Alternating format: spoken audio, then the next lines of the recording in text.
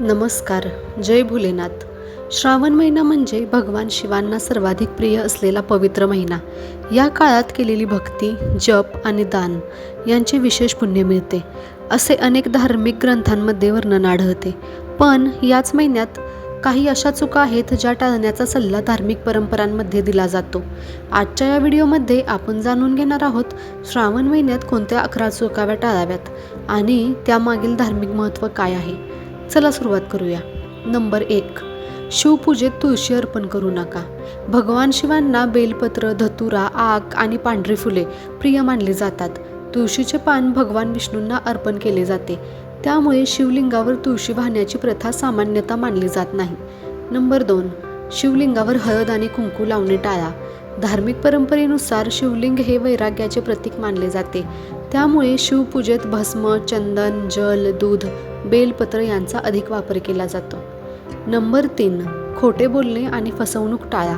श्रावण हा आत्मशुद्धीचा महिना मानला जातो.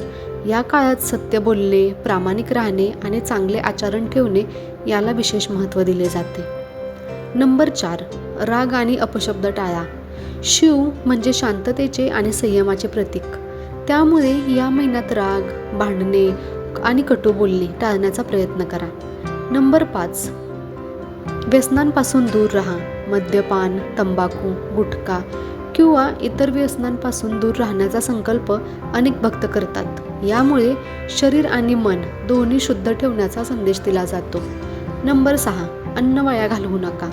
अन्न हे अन्नपूर्णा मातेचे स्वरूप मानले जाते, त्यामुळे अन्नाचा आदर करा आणि गरजूंना अन्नदान करण्याचा प्रयत्न करा. नंबर 7. बेलपत्र अर्पण करताना काळजी घ्या.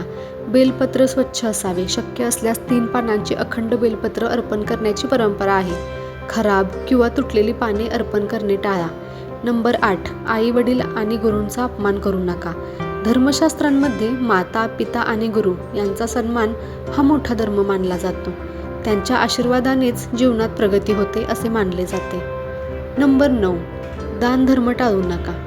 आपल्या क्षमतेनुसार अन्नदान, वस्त्रदान किंवा गरजूंची मदत करा. श्रावण महिन्यात दानाला विशेष महत्त्व दिले जाते. नंबर 10. रोज नामस्मरण विसरू नका. दररोज काही मिनिटे ओम नमः शिवाय या मंत्राचा जप करा. नियमित नामस्मरण मनाला शांतता आणि एकाग्रता देण्यास मदत करते. नंबर 11. श्रद्धेपेक्षा दिखावा करू नका. पूजा मोठी की छोटी यापेक्षा मनातील श्रद्धा अधिक महत्त्वाची मानली जाते, त्यामुळे इतरांना दाखवण्यासाठी नव्हे तर भक्तिभावाने भगवान शिवांची आराधना करा. मित्रांनो, श्रावण महिना हा केवळ उपवास करण्याचा महिना नाही, तर स्वतःमध्ये सकारात्मक बदल घडवण्याची एक सुंदर संधी आहे. जर हा व्हिडिओ तुम्हाला आवडला असेल तर लाईक करा, आपल्या मित्रपरिवारासोबत शेअर करा आणि अशाच सनातन धर्मावरील माहितीपूर्ण व्हिडिओसाठी सनातनी मुलगी या चॅनलला नक्की सबस्क्राईब करा. हर हर महादेव.